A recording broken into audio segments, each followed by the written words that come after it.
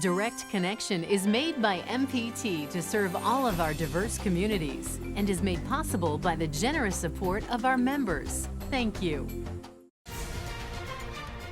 Live from Maryland Public Television, this is Direct Connection with Jeff Salkin. Hi, everybody. Thanks for tuning in for Direct Connection. Coming up, the adenovirus. We'll find out what that is and how to avoid it. That's ahead. First tonight, what is the state of the presidency on the eve of the State of the Union address? Joining us from Montgomery County is Susie Turnbull, the former chair of the Maryland Democratic Party. Joining us by telephone is Kanagie-McAleese, the Republican National Committee woman from Maryland. Thanks to both of you for being with us. Kanagie, I'll start with you first, and thank you for subbing in for a guest who had a family emergency. The president's poll numbers have taken a bit of a hit over the last month during the government shutdown. What does he need to do, in your estimation, in this speech tomorrow night? Well, we know the theme of this speech is going to be choosing greatness, right? We've got that. We've got the 5 themes are immigration, trade, infrastructure, health care, and national security. What he's got to do is make the very common sense case that these are simply issues that affect every American and that you need to do to run a country. America is a nation state. We need to know who is in this country. We need to make sure we can educate our own citizens, which we're not doing a very good job of right now, before we try to claim responsibility for the rest of the world's citizens. So it's simply a case of he has to present the common sense case for these themes. And I really do think Americans appreciate, number one, that he's handling issues that have been kicked down the road for decades.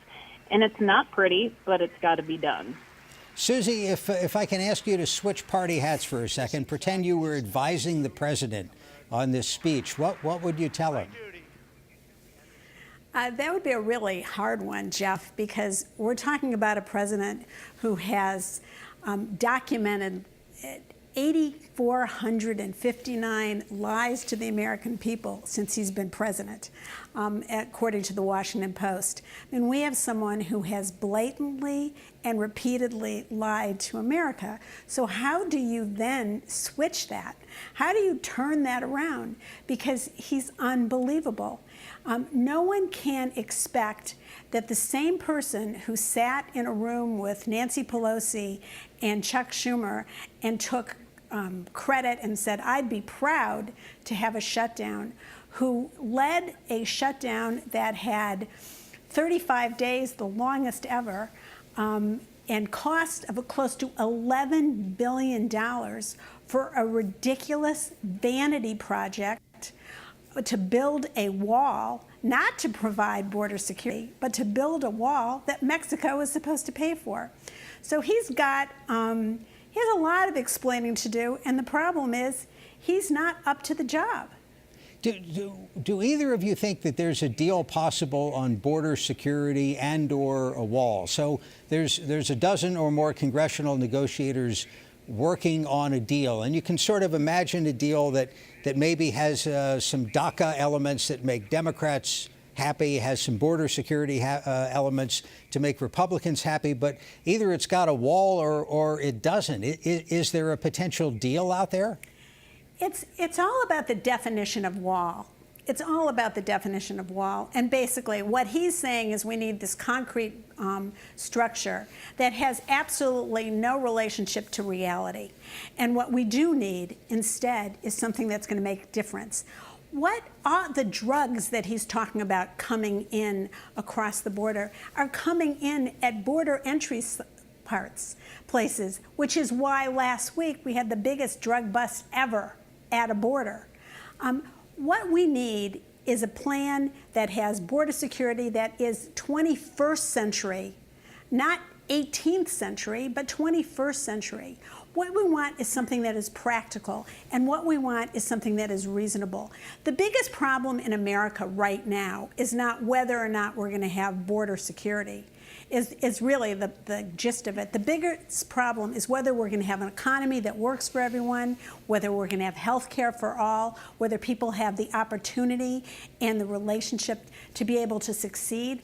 That's what's important right now, not a concrete structure. In on the question of concrete structures and other sorts of border security. To what degree is the Republican Party, the Maryland Republican Party, behind Trump on this fight? I think most people are very much behind these common sense approaches, and I don't think it's a Republican-only thing. If I could kind of flip your previous question that was not answered, what would I do if I was advising the Democrats? I would advise the Democrat Party to not abandon their base and their history so much. Every single Democrat stance that was just outlined defies logic, common sense, and basic management of a business, much less a country. So right now we have 49-year historic unemployment lows that most benefit blacks, women, Hispanics, etc. We have people having jobs for the first time because these macro issues are being addressed, such as this trade crisis with China and all of these other trade deals. So that's a small example, but other issues that just should be the responsibility of elected officials in power at the federal level are you must know who is in your country. You must know what products, and in this case, fentanyl loads are coming into the country. And these things don't only come across at border checkpoints, they come across at other places. So, this is just basic common sense management that I am glad someone is finally taking care of. Susie, you want to respond? The problem, Nikolai, is I easily can respond. When you say common sense management, we have an administration that has half of the people in acting positions. We have an administration that doesn't even have a full-time chief of staff. We have a president who spends 3/4 of his time or 2/3 of his time in executive time, not responding to his own staff about what's going on.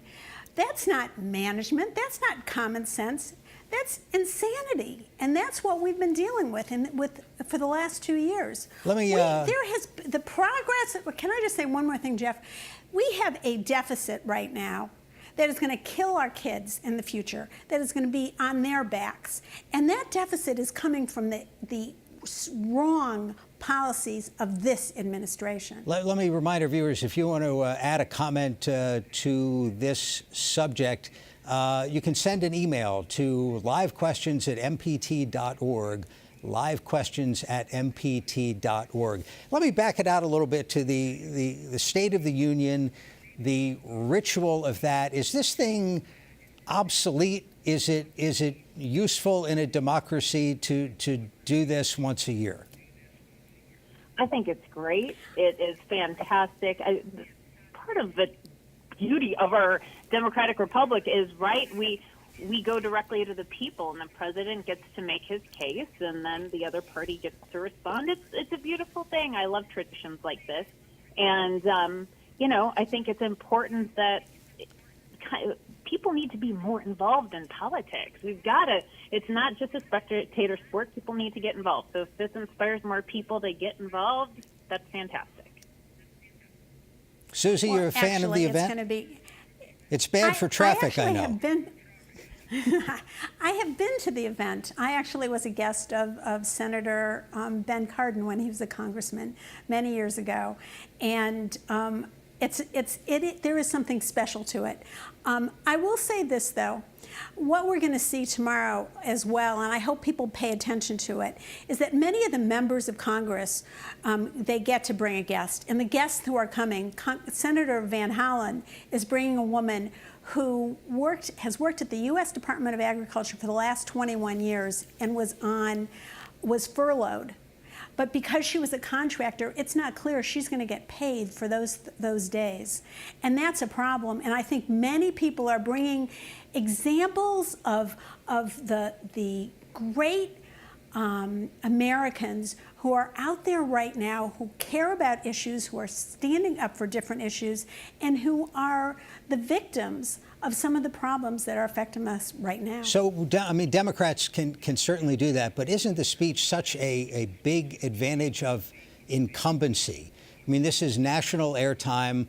I would expect the ratings will be good just because of the Pelosi-Trump dynamic, and the president gets an hour uninterrupted. Well, I absolutely, but basically, I think there's still many people who as well, and I think this time we may see even more by watching Stacey Abrams, the gubernatorial candidate from Georgia, who has a bright future and who stood up for so many great things, including the rights for people to vote, to stand up and the ability to make sure that everyone has a chance to participate in our society. I read today that Stacey's preparing her own speech, and I think it's going to be fantastic, and I think there's going to be a lot of people who are going to be staying tuned to see Stacey Abrams. Nicola, your thoughts on the theatrics of all of it?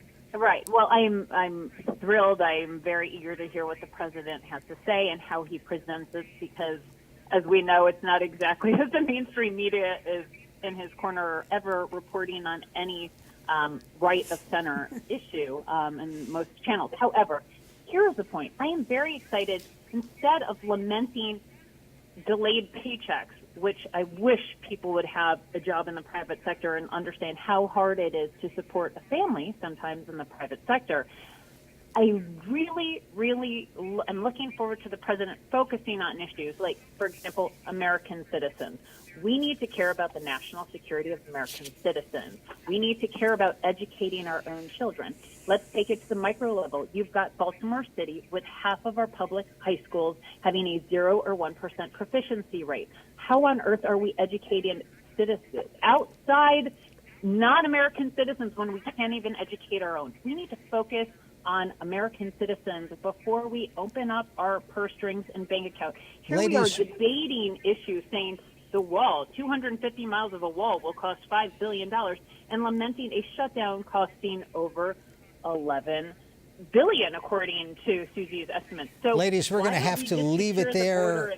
I apologize. apologize. We have to go, but I want to thank Nicola Ambrose, Susan Turnbull, and remind everybody that you can watch the speech on public television tomorrow night, and Direct Connection continues right after this. Got an unused vehicle going nowhere? Donate it to the one place that can take you any place. Visit mpt.org/vehicles and support the programs you love on MPT. The MPT app puts our programs right at your fingertips, so you can choose when to watch, what to watch, wherever you want to watch it. Download it now. Are you turning 70 and a half this year? If so, you generally have to start spending down your retirement account. Even the minimum distribution can place you in a sticky situation. Luckily, you can now use your IRA to make tax-free gifts. Gifts up to $100,000 will never count as income, but always make a difference. That's icing on the cake. Make your gift for this year before December 31st. Visit mpt.org/support. This is a box that showed you a world beyond your own. It was just a box, but the world has changed, and so have we. And now the box can be almost any size or shape. And you decide what you want to explore. Anytime, any place. Break out of the box with PBS.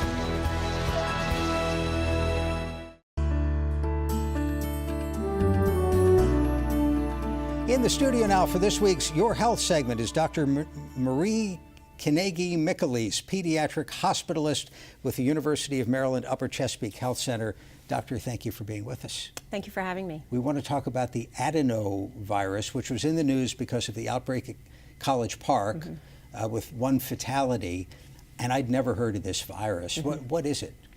So adenovirus is actually a very common virus, and it typically causes symptoms of the common cold. So we see usually runny nose, congestion, cough, sore throat, and fever.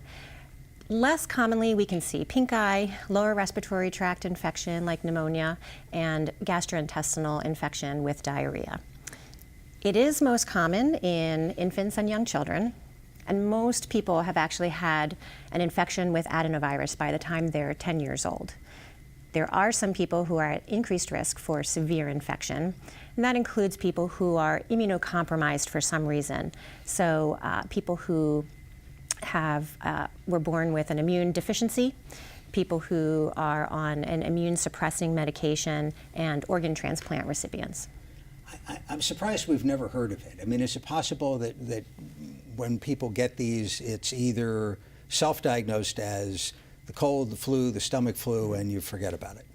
There are several viruses that are all very similar and produce similar symptoms in most people.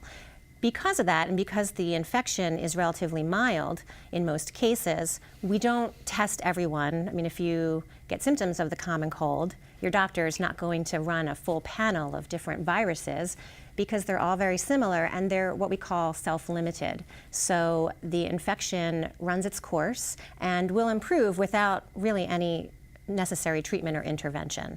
So, for these kind of viruses, adenovirus included, most people don't know that they have that specific virus. We do kind of say, oh yeah, sorry, they have symptoms of the common cold. How easily does it go around? Either a college dormitory, daycare, elementary school setting, that sort of thing? Adenovirus is very contagious. So in situations where there are people who are in close contact with one another, there's a potential for an outbreak to occur. That happens among military recruits relatively commonly. It can happen in daycare centers, sometimes in healthcare settings, and summer camps have had outbreaks of adenovirus as well. So, the sort of thing like a cold, like the flu, where there's like different variants of it, so you can get it, you can get it again, and you can get it again after that? There are multiple different strains of adenovirus. There's actually over 60 strains that have been identified so far. Now, most of those strains are not very common. There are a smaller number that tend to occur more commonly. If you get an infection with one strain, you develop an immunity to that strain of adenovirus.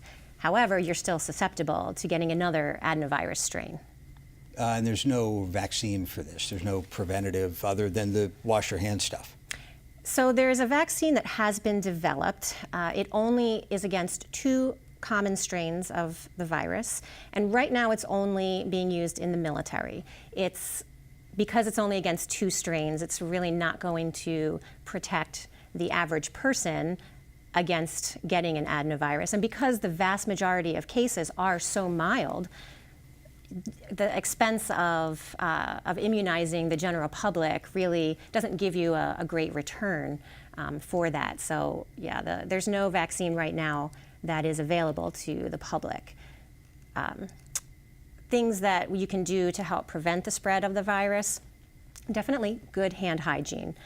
The virus is spread in 2 ways. One is droplets. So if someone is infected with the virus, and of course if they cough or sneeze on you, you are at risk of getting the infection. However, the virus can last for several hours on surfaces. So when someone has the virus, if they cough or sneeze into their hand and they touch a tabletop, a door handle, a shopping cart handle. We all shake hands with each other, right? Correct, yes. And that is how the virus is very commonly spread. So that's why it's so important when you do have cold symptoms, you want to make sure that you cough or sneeze into a tissue or into the crook of your elbow. You want to really make sure that you wash your hands well or use hand sanitizer, and then disinfecting surfaces in your home when you're sick, and really not going out in public and being around other people when you have these kind of symptoms. Let me remind our viewers, if you have a question about the adenovirus, or while we're at it, the cold and flu, you can give us a call. The number's on the screen. You can also email livequestions@mpt.org. In a healthcare setting, do you do anything special? Is it a seasonal thing? It's not seasonal. We can see adenovirus infections at any time of the year, unlike some other respiratory viruses like the flu. Why do you think that is? Well, it's because of the different types of infections that we see. So, it doesn't only cause cold symptoms. It can cause pink eye. It can cause GI infections with diarrhea. So, there have been cases of outbreaks that have happened in summer camps during the summer. So there's really no seasonality to the adenovirus infection. I wanted to ask about the flu because a coworker who was in the line to get the flu shot with the rest of us subsequently got the flu. How often do you see that? That can happen. The flu vaccine does not fully prevent you from getting influenza infection. However, when you get the flu vaccine, it significantly decreases your chance, and also if you get the flu, it will decrease the likelihood of having a more severe infection. What are you seeing at the hospital in terms of flu cases, noro, anything else that's going around this winter? So RSV is a virus that we see so commonly every winter. That's respiratory syncytial virus. That is also another seasonal virus like influenza, and that in older children and adults, just like adenovirus, can cause symptoms of the common cold. But in young infants, RSV can cause much more severe infection with respiratory difficulty, wheezing, and oxygen requirement. So we see a lot of babies and young children getting admitted with many different respiratory viruses. The influenza this year, we are right in the middle of flu. We're seeing a lot of cases of it.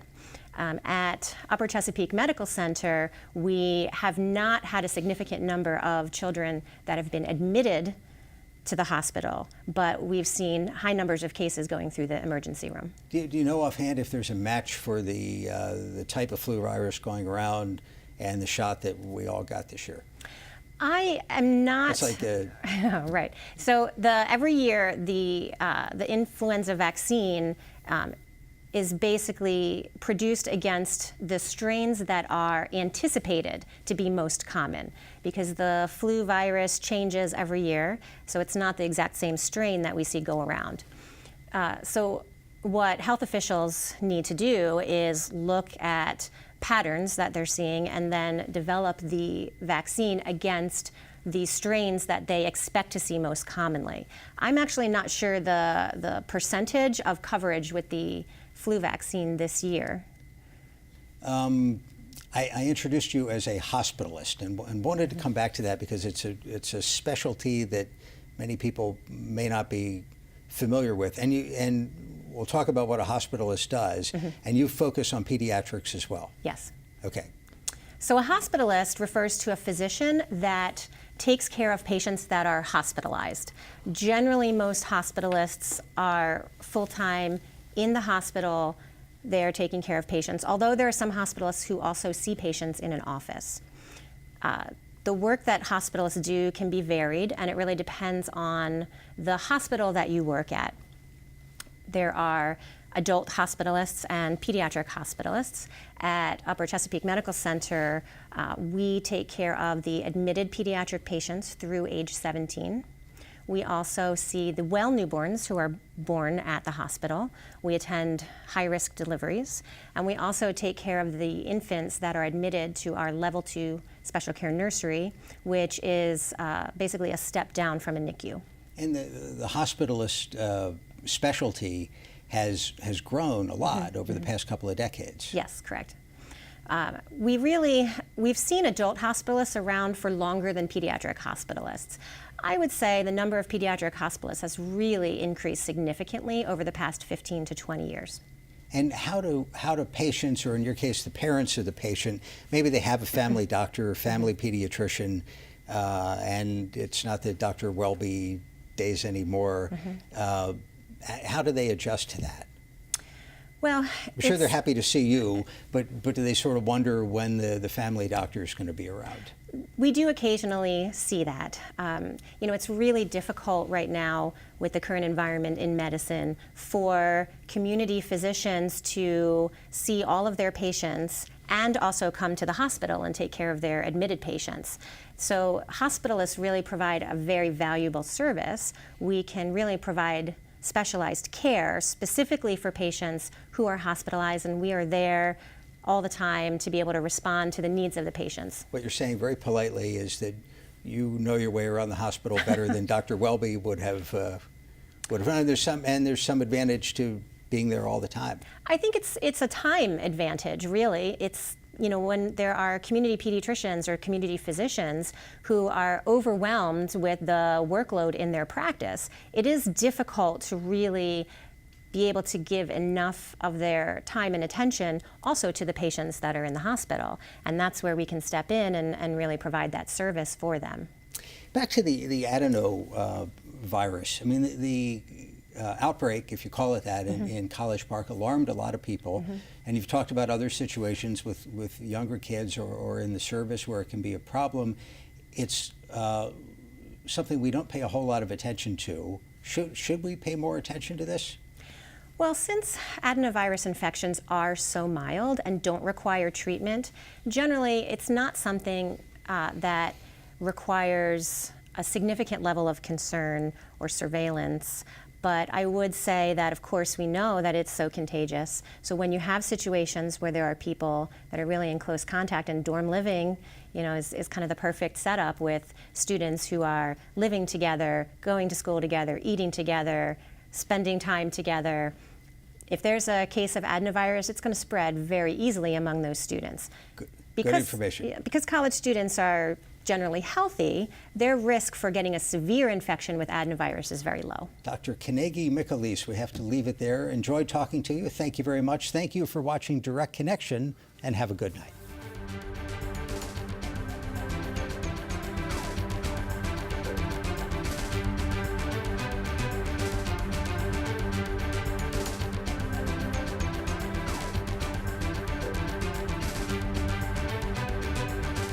Your health segments are a co-production of Maryland Public Television and the University of Maryland Medical System. This program was made by MPT to serve all of our diverse communities.